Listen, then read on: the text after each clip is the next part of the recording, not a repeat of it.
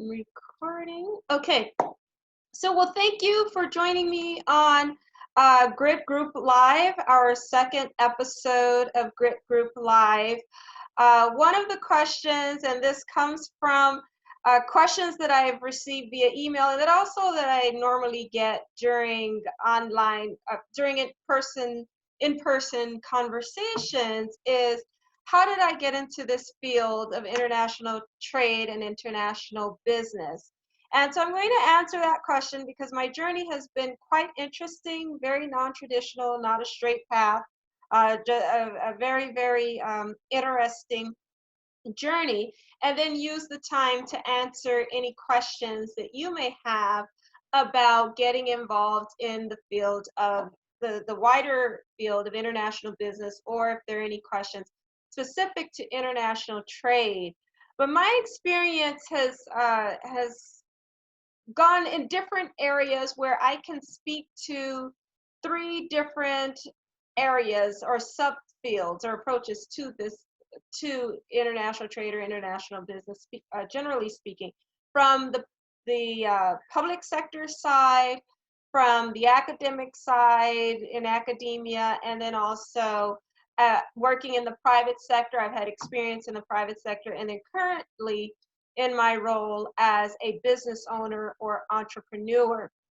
Well, in the area of international trade, which is my specific niche, that came about actually. If somebody told me when I was an undergrad that I would be in this field, I would not believe them. But nonetheless, I'm here.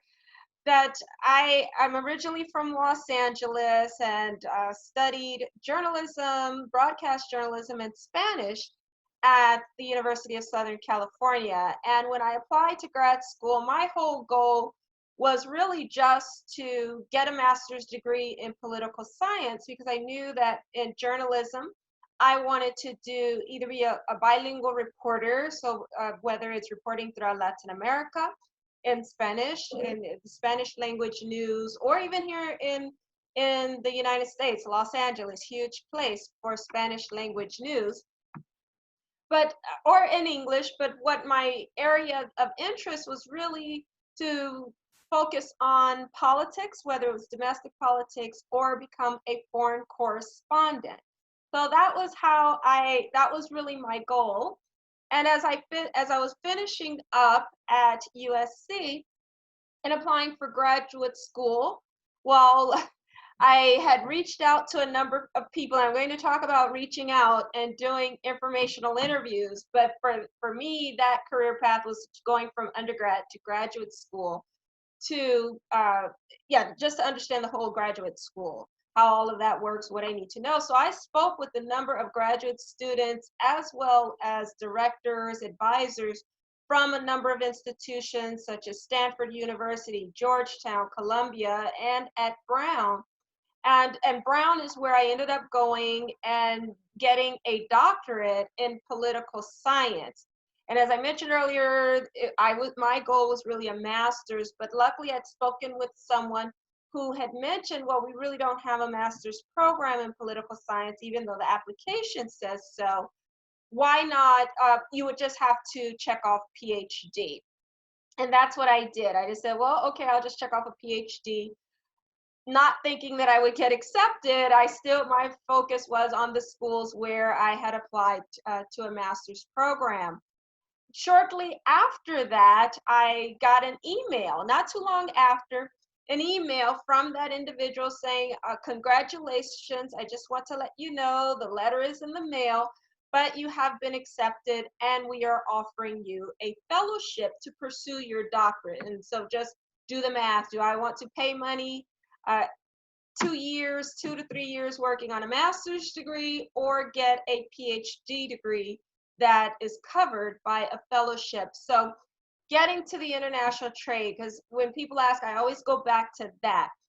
When I was working on my doctorate, I'd gone straight from undergrad to graduate school. So I really did not have the experience in the field like many of the other students who were there. I did not have too much practical experience as well as just knowledge of the field.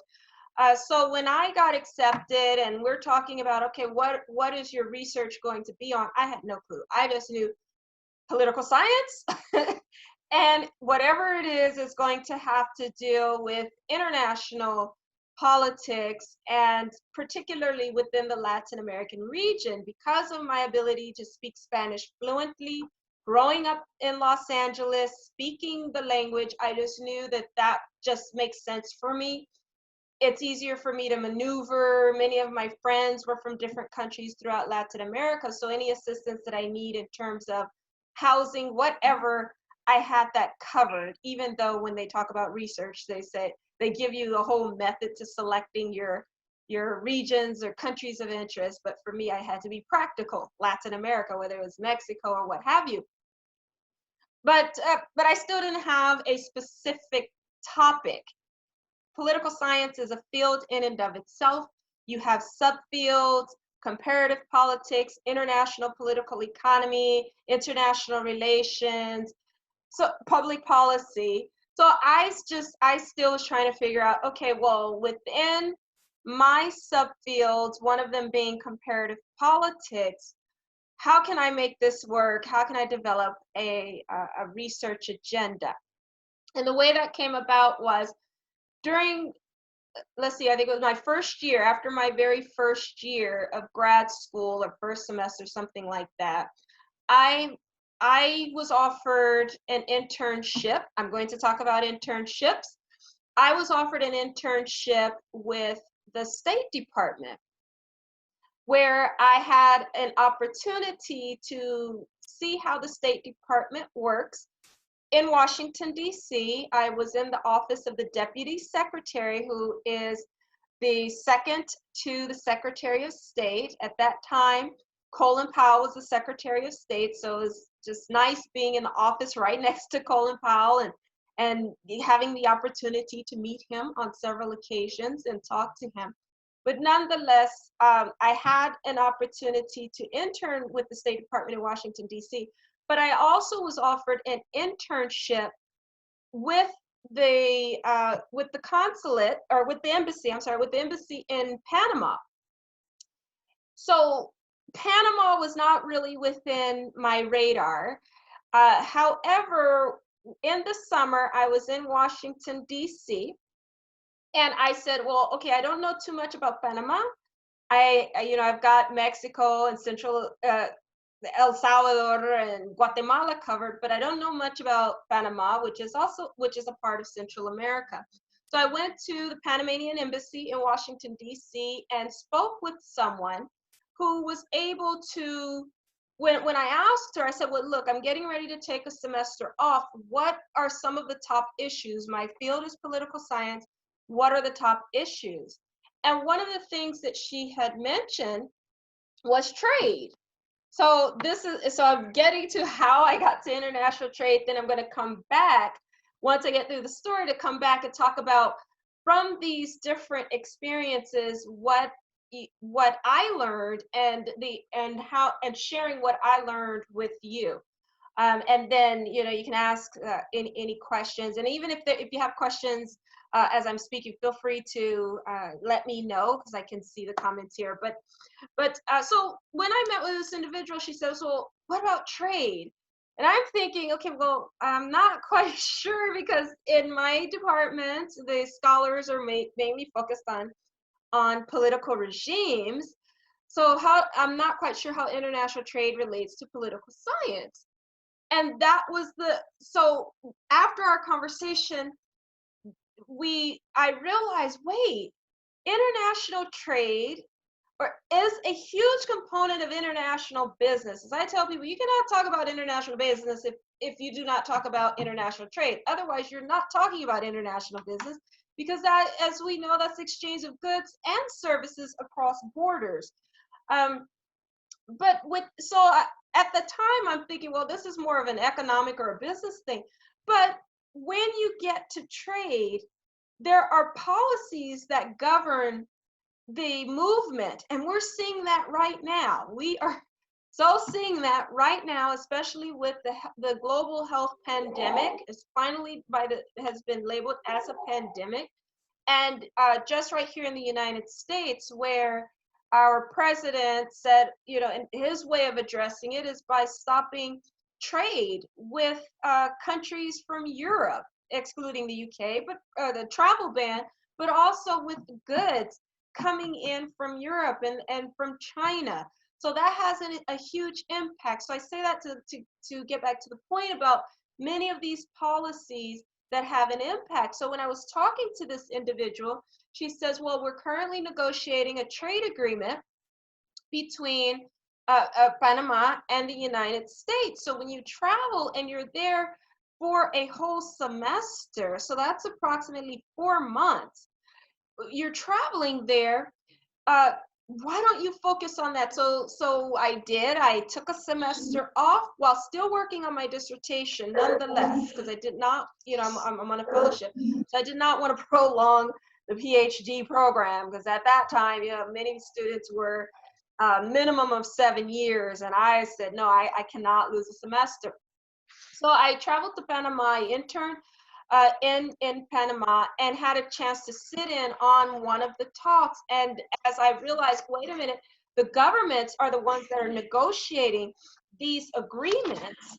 It's government to government negotiations, while you have the businesses that are sitting in what's called a side room that are sharing what their interests are with the government negotiators to make sure that their interests, their needs are protected. So that's how I got into international trade from the academic perspective. Once I completed, well, while I was working on my dissertation and looking at the role of business associations on trade agreements. So the trade agreements I've talked about in some of my earlier Facebook Live sessions, where these are deals made between two or more countries to eventually eliminate tariffs on specific goods. So having realized that, my dissertation focused on analyzing the role of business associations. But one of the things that I did, and I am so grateful for this, that with my dissertation, when I worked with my committee, you have to have a committee of advisors, I indicated that I wanted a dissertation, yes, that meets all the guidelines in terms of theory, academic methodology, research design, and all that great stuff, to be very, very scholarly. But at the same time, I wanted to have impact on policy where it's practical. And thank goodness I did that, because when I finished my PhD, I did not go straight into academia. I did not immediately become a professor, because I knew, all right, I have the theory down, but I want to also know how things work on the ground. So what I did was I worked for a consulting firm.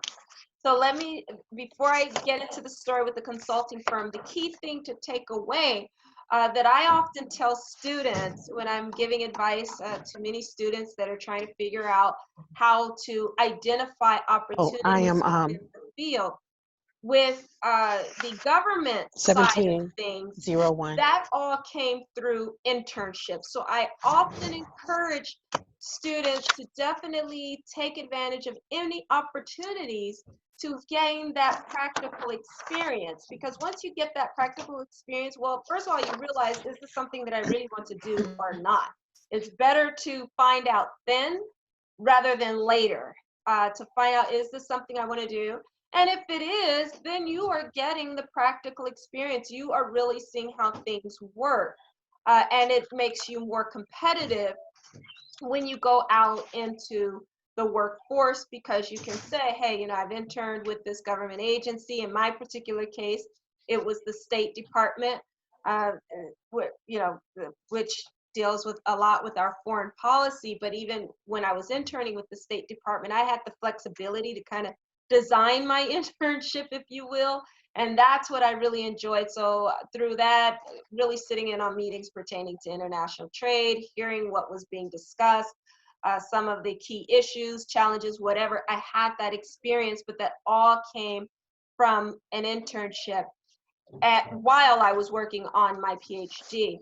And when I finished, as I was saying earlier, I moved into the consulting field. Now, I Right. didn't know too much about consulting at the time, but what I would do, I knew that, all right, for policy, and the types of policy that I'm interested in, Washington, D.C. is the place to be. So I would spend, Brown is located in Providence, Rhode Island.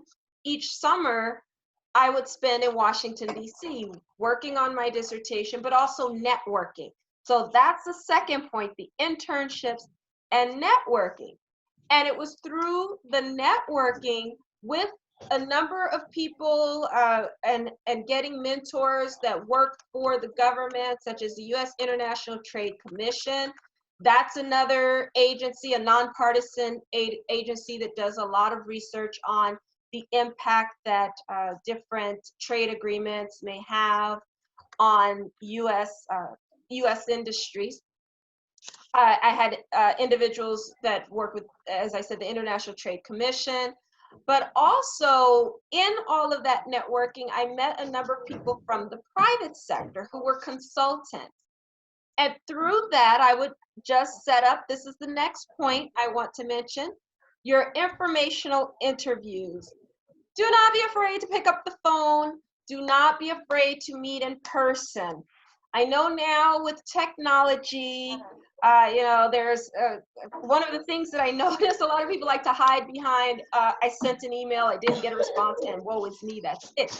No, the way that you get your information is to really have that personal connection. And the best way, yes, you can send an email to say, hey, I noticed that you work for such and such firm. This is how I approached it. You work for this particular company. This is a very well-known company, and I would like to take 15 minutes of your time to schedule a phone interview, 10 to 15 minutes. People will respond to that. When it's just left open, people are busy, you may not get a response because the people are busy and they don't want to sit on the phone 30 minutes to an hour. So if you send an email and say, hey, I'd like to talk to you, this is what I would like to talk about. I'm interested in this field. I noticed you work at this particular company. Can I just get a few moments of your time? Schedule a phone call. Now with all of the video conferencing options, that makes it even better, whether it's Zoom, Skype, you can use those options to have that personal connection or to meet in person. And that's what I did. I did a lot of that, trying to understand, well, what is all this consulting about? And I had done my homework. I had looked at different consulting firms and met with people from those firms. But there was one gentleman who worked for a large firm that gave me the best piece of advice. He said, you can apply for a large firm. However, I would recommend you look at some of the smaller consulting firms. So he gave me a list of the smaller consulting firms. The reason being is when you work for a smaller firm, when you're starting out, it's not quite about the prestige. The smaller firm, you get far more experience. The larger firms, you're going to have people where, they have their territory where they work on certain projects. It's harder to get onto projects. But with the smaller firms, there's more flexibility. Best piece of advice. The reason being is because it was working for a small consulting firm in Arlington, Virginia, that gave me the insight of how a company was run. Yes, I was able to see how trade worked on the ground. I was able to travel throughout the Southern African region, Latin America, and the Caribbean, advising governments and businesses on trade. That was easy for me. I get that. That's the technical side. But for me, what was a huge learning curve was working within a company. I'm coming from academia where you're trained to go off and teach at a university, to working in a consulting firm, a private consulting firm. So having done that, I had an opportunity to really learn how a company is run, to go after grants and contracts that was so helpful because yes, I was getting a salary, but you also have to be a part of a team to get many of the contracts that funds the projects that the company that the company is on. Well, they need the funding. The company can't, it's only so much revenue you're going to generate from consulting, let's say one-on-one consulting. A lot of it was going after big government contracts, such as the U.S. Agency for International Development. So through that, I learned how to go after the money to fund a company. The other thing was being resourceful. As I had mentioned, I was a part of a technical unit. So my area was trade policy, consulting on trade policy, analyzing trade agreements. There was in this firm a business development unit. And I would stay late and I noticed, well, these are the people that handle all of the contractors when we get additional experts to work on these projects. They're not necessarily employed with the company, but they are contracted out to contribute to some of these projects. And I wanted to know, how does that, all of that work, the negotiation. So quite frankly, when I was sitting at work at 6 o'clock, 7 o'clock at night, and there were two individuals I didn't vividly that who would didn't still be register. hanging about. No, it I didn't just would register go as walk ours. down the hall, knock on the door. Hey, what is it that you do? And both individuals were so happy, first of all, to have someone from the technical unit that was interested in what they did.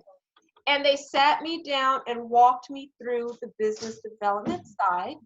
And I have those notes till this day that helped me when I started my company seven years ago. Oh God, yeah, 7 years ago now in 2013.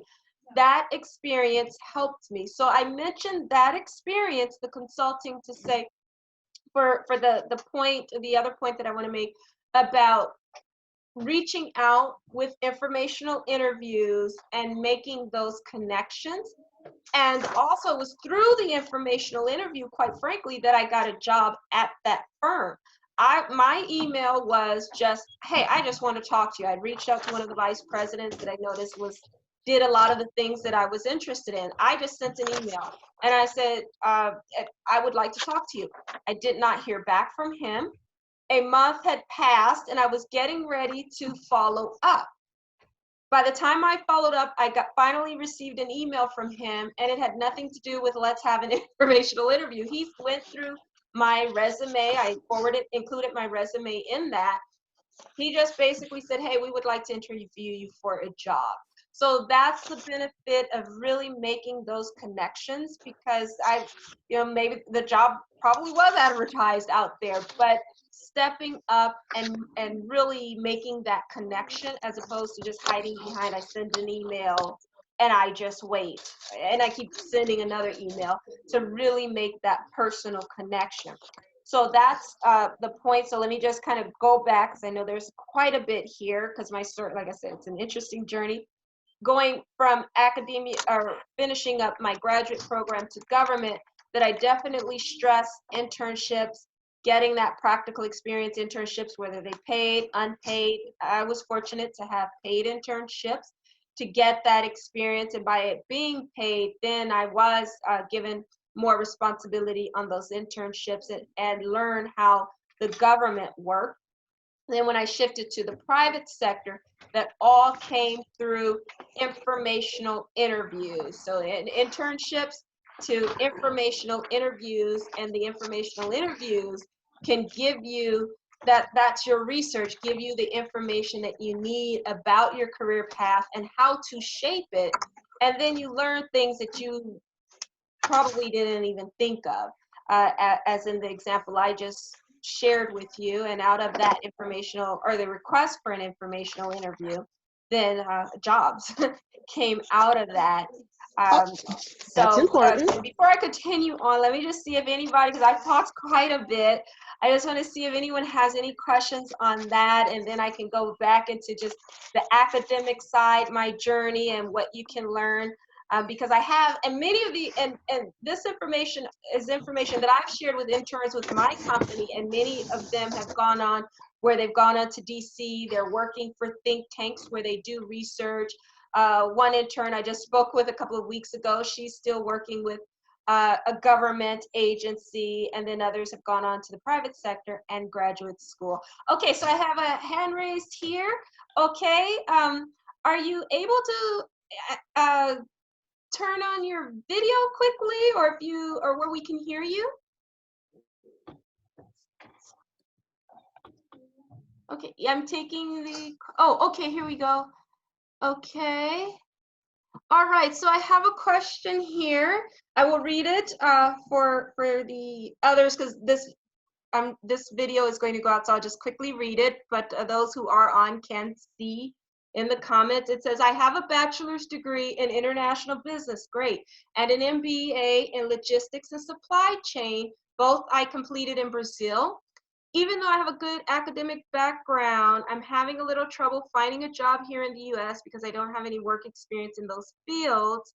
Okay, all right. Okay, what are the most effective strategies for seeking a position in international trade? Should I go back to school? All righty, that's okay. So let's see, let me kind of unpack. So yeah, and I've seen this a lot. I've seen this a lot more recently. When I say I've seen this, basically about having the academic credentials, having studied, but don't really have the practical experience. Let's see, and you don't have any work experience in the fields, but you studied in them.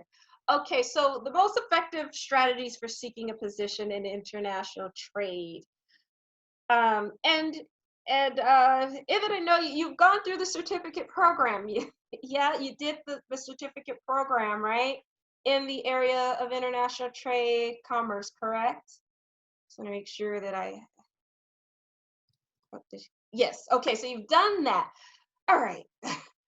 My opinion is, okay, we need to get to the practical experience. No, please, you have enough education. You have enough education, unless you really find that going back to school and studying, getting a bachelor's and all this over again here in the US. But that's costly. School costs money. What I would really suggest is, in international trade, you and I we do need to talk offline. There are a number of opportunities, a number of companies in international trade here in Los Angeles where they are continuously looking for interns. Now, some of those, and I will have to verify, but I do know some actually pay. So that goes back to what I was saying. Because I know you have to support yourself, so it's easier said than done to say, get an unpaid internship and get the experience. You have to support yourself, especially in a place such as Los Angeles or SoCal. It's quite costly to live here. So what I would recommend is trying to apply for some of those internships. So there are companies. There are a number of companies that collaborate with universities. As far as I know, many of the companies are really with the community colleges, because here in the state of California, there's such a heavy push for education in the area of international trade, but practical education. So that's why, as far as I know, a lot of those companies are aligned with the community colleges, but some are also aligned with your four-year universities too, such as UCLA, USC. But I do know that there is a push where many of these companies are looking for interns that come from these community colleges. But that doesn't mean that you can't apply.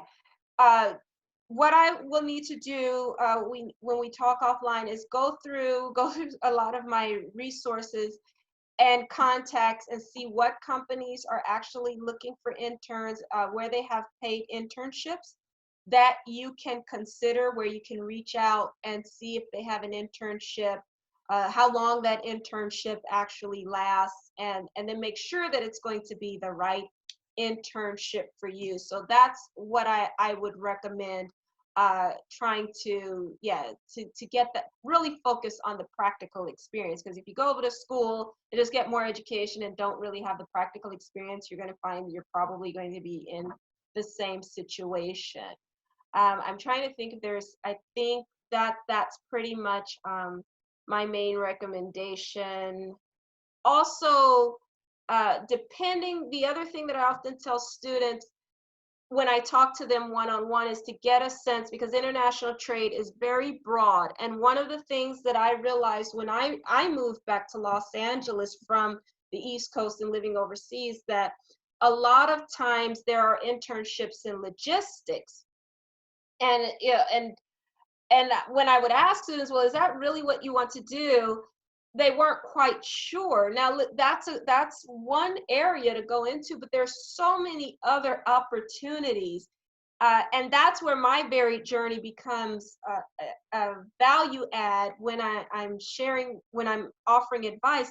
You don't just have to look at companies where they're involved in logistics and transportation, the actual moving of goods and things like that. But you can also look at, if you are interested in a government agency. So you're from Brazil, you might want to consider the Brazilian consulate. So how do you get to that? The Brazilian consulate, where they are doing you would have to see if they have someone that is dedicated to trade and investment, where they do research, they provide information for Brazilian companies or Brazilian companies here in the United States, things like that. I do know their representatives attend World Trade Week, which is a huge event every year for international trade, where everybody goes to that event. And then some of the events at the LA Chamber of Commerce. So I would suggest that you also consider the consulate if you're interested in looking at economic research, policy, understanding the trade agreements.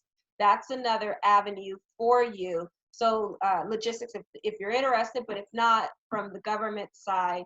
And then some of the companies that are heavily involved in Southern California with recruiting students in the area of international trade. So those are three options that I would consider. But I say all of that to say my key point is get the practical experience. Okay, fabulous. Okay, okay, logistics. Okay, well, there is someone who often reaches out to me where whatever company, wherever he's working, he does reach out to me from time to time if internships are open. I've had a couple of my students actually intern, do a great job, former students where they did a great job and then moved on within the company and actually moved internationally and still work with that company. So then what I can do is reach out to that individual and anyone else that I know who's in logistics and see if there are any openings and put you in touch with them. So there we have that. Yeah, and then you just like you've described here, you've already studied this stuff.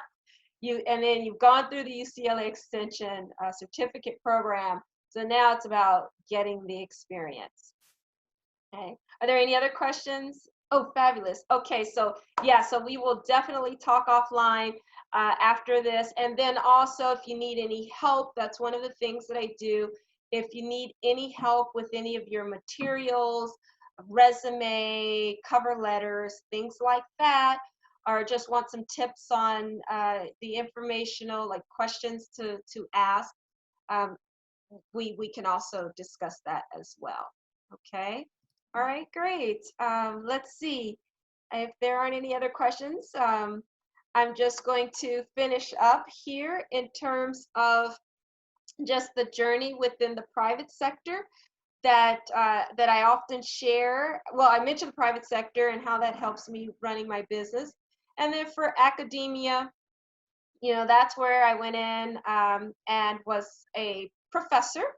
Okay, and so I went straight from the private sector to being a professor in Greensboro, North Carolina, where I was on tenure track, got tenure, meaning that I would have a job for life, was promoted to associate professor.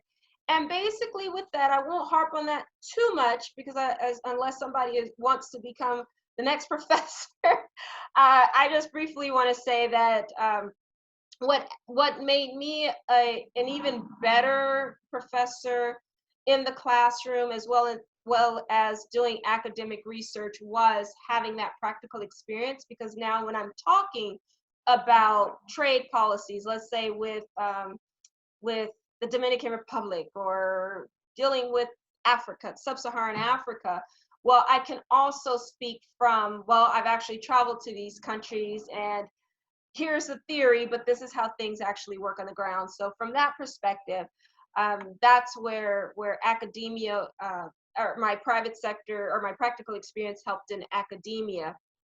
But just a few things that I want to say on that, because I have had students that have come to me asking about going to graduate school. Many have just gone on and gotten their masters, but I've had a couple where they were interested in a PhD program. And one of the things, my only comment on that is to definitely research, because academia has shifted so much.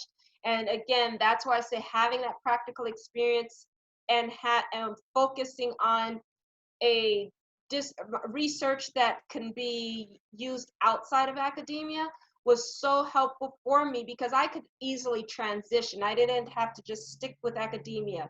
And what I mean by this shift is that, the whole goal of being a professor is I've got tenure.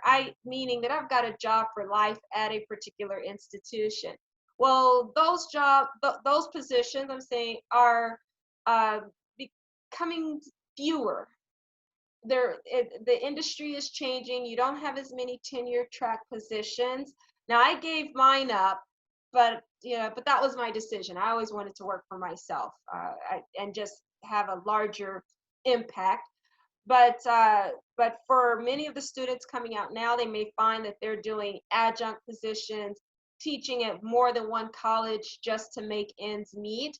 But then there are some who are graduating who are able to secure uh, the tenured position. So my only that I just encourage anyone that's interested in that route is just to do research and really reach out, talk to current professors, talk to current graduate students, and really get the real deal on their experience, and then you make the decision for yourself. But I was a part of a cohort that started to leave academia and have my own business or do something else, and I've been fine with that.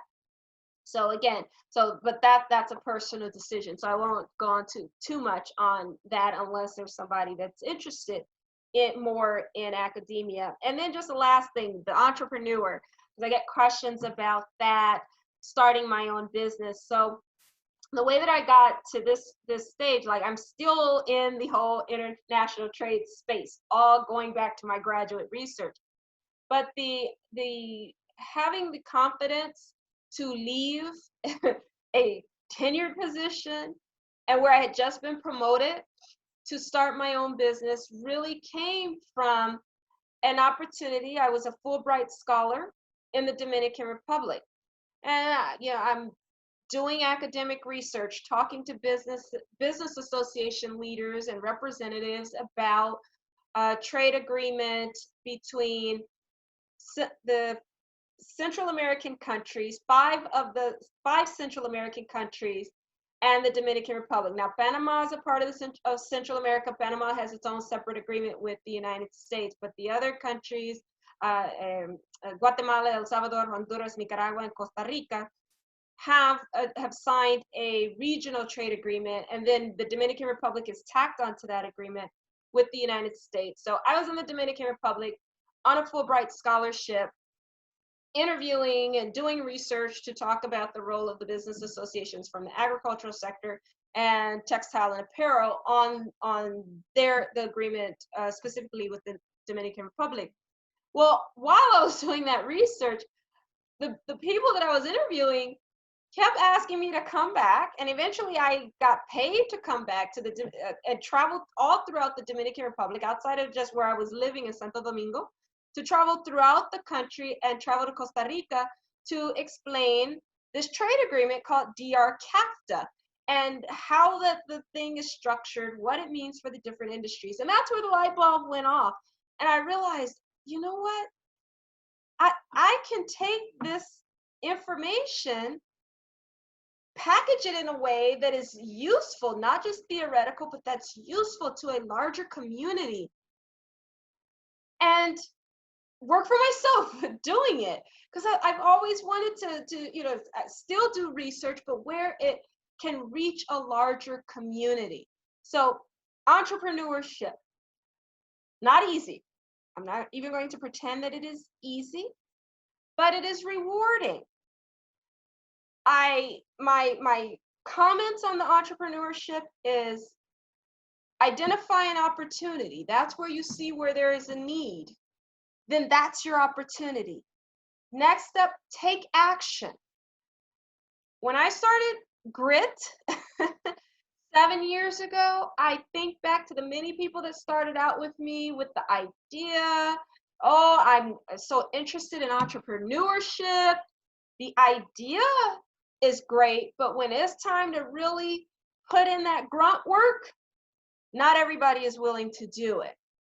They're not willing to take action, and let me emphasize the right action. You see people moving about, they're busy, they're doing stuff, they're going to networking events, and it's yielding very little in terms of results. What I had to learn was, all right, I have to take action, but I have to be strategic, because as one person with only so many hours in the day and so much energy, I have to be very, very strategic to make this work. But also understand it's not going to be easy. That's what has gotten me through. That I came in with the mindset, I do not expect to make $1 million overnight. Otherwise, I would have been frustrated and given up a long time ago, and still be like some individuals that I've seen where they're still talking about an idea. But to really take action. My other point on being an entrepreneur is you have to be willing to expand your mindset, be uncomfortable, and to always want to learn new things. And that's what has made it so exciting for me, because I'm always learning new things. You think, oh, I have a PhD, I know everything. No, you don't. I know my field, but it has really been exciting learning, taking what I had learned from working for a small firm, but learning even more about business, how to generate revenue, how to negotiate, how to be strategic in my interactions with people. When if I'm going to meet with someone, all right, I have to be very strategic and think, okay, what is this going to yield? And I hope that, and what that means, it doesn't mean that that you just ignore people if you don't think you're going to get anything out of it. That's so not what I'm saying. But when it comes to business interactions, you do have to be strategic, because you can find yourself tired. And especially here in SoCal, a lot of times I'm between Los Angeles, the Inland Empire, Orange County, San Diego. So when it comes to scheduling with whom I will meet, I need to know exactly what is the focus, what's the agenda, and what is it that we expect to get out of this? What are our action items? I am very particular, and many people who meet with me love that about me. That I will send emails. Okay, this is what we talked about. When we meet next time, this is what we have to have done. And those who meet with me, they're serious, so they appreciate that, and that's how I work. Just to make sure that I'm connecting with the right people, with people who are serious, really want to do business, where we can collaborate, and where they really have the skills and the knowledge necessary to move to the next level. So that's the main thing. And in order to do that, one of the things I've had to do was to expand outside of just what I knew, where, oh, I do trade research, I do trade policy. My business and what my services had to evolve, because I stayed in the community, as opposed to saying this is what my strengths are, and that's all I'm going to stick to. I had to say, okay, this is where my strengths are right now, but where is the need? What are my followers? When I meet with people one-on-one, or when I'm before an audience, what are they telling me? So I have to do research on the spot when they're asking certain questions that I may not have thought of. Oh, okay, there's a need in that question. How can I develop? How can I grow? How can I learn how to address that need and offer that service to that individual or group of individuals? So you have to be willing to learn. And to do that, in addition to meeting with people, it's also joining organizations. A lot of my time is really spent with different organizations, not just, um, international trade organizations or academically related organizations. No, or chambers of commerce. Now all of those are great, but I've had to even go outside of that. Toastmasters International, I cannot be thank that organization enough, where I joined Toastmasters International. Now most people, if you read about Toastmasters, it says, well, you know, the worst thing, what's worse than death? Public speaking to many people. So they join because they want to learn how to speak in public. Well, that was certainly not my issue. I speak before people all of the time, in the classroom, at conferences. So that really wasn't my issue. I realized that, okay, I'm speaking to a business audience. So I have to be willing to change my style, learn how to tell stories, as opposed to, here's what's going on in international trade. These are the trends, and just kind of lecturing and giving information. I'm dealing with a different mindset of my audience. So I had to switch my mindset. How do you remember things? Usually through a story. Those stories are much more memorable than a lot of just information being thrown at you. So by joining Toastmasters and giving speeches before different groups, competing in speech contests, well, and still relating my topics to what I do, and that was my whole goal. When I would talk to people, I said, well, it's so that I can improve in business when I'm giving a seminar, to make sure that I'm reaching my audience, and then where they can see the value in my service. And for me, that came through Toastmasters and telling and learning how to go back to storytelling. Because when we're kids, storytelling is easy. But then as you go through and get the formal education, it's more about facts and figures and numbers and all that good stuff, which are fine, but I had to go back and be able to simplify the message while still giving my audience what they need, and do it through storytelling. And if anybody on my Facebook page, LinkedIn, you will see even the most recent seminar that I gave, where I started out with a story talking about working with a client who had a problem. And this is how I solved the problem, while still teaching the audience how to do customized market research. So that's my thing when it comes to being an entrepreneur in the space of international trade, of being willing to adapt. I guess all of that to say, to adapt. Okay, oh, I see a hand. All right, okay, I'll take another question. And I'm just checking over here. I'm just looking at Facebook quickly too, to see if anything, if any questions are coming through on that. Okay, all right, so let's see. Okay, so the question is, what skills, abilities, personal attributes are essential to success in international trade, the international trade and international logistics? So with okay, with international logistics specifically, well, with logistics, when you get into logistics, whether if you're as a customs broker, freight forward, let me just ask you before I continue. Any area of logistics, you're talking about being a freight forwarder? Yes, customs, and then you also have the customs side. Okay, so freight forwarder.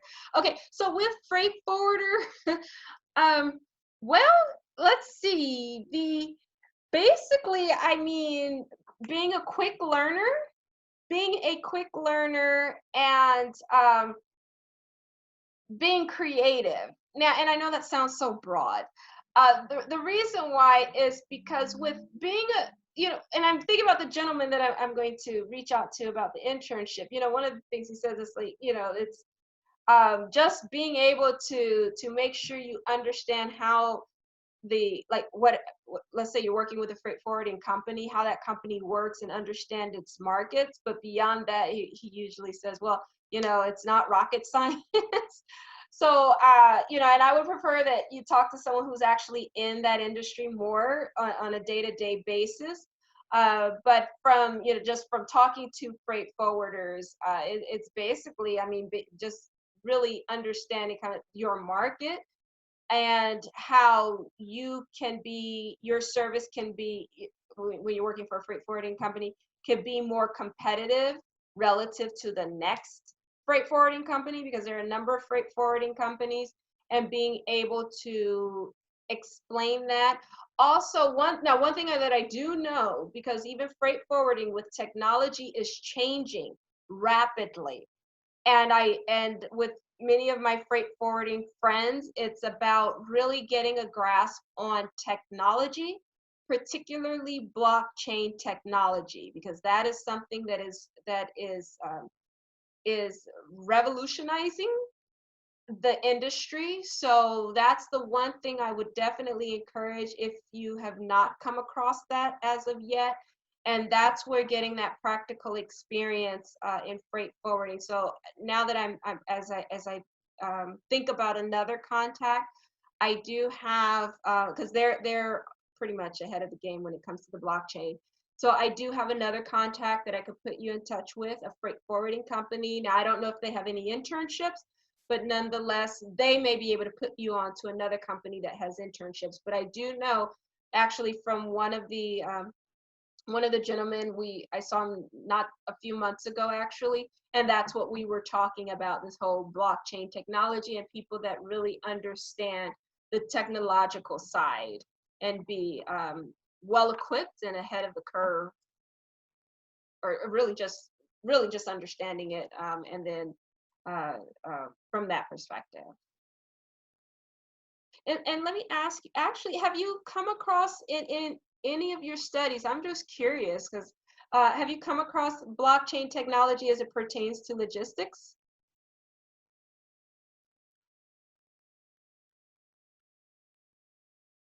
No. Oh, wow. Okay. So that's the key thing, because everything else is, it's nothing too earth shattering, but definitely the trends with that is to really, uh, to, uh, what I would suggest is, there's information out on there on blockchain technology. Actually, I do have one of my blog posts, which I will post on my Facebook page, where I did have a company. It's actually the company that I'm thinking of for you as well. It's a freight forwarding company, where they wrote a piece about technology, the whole automation side, but blockchain technology came up as well. They wrote a piece for my blog to help many of my readers understand what's going on in the industry and what they need to be well aware of.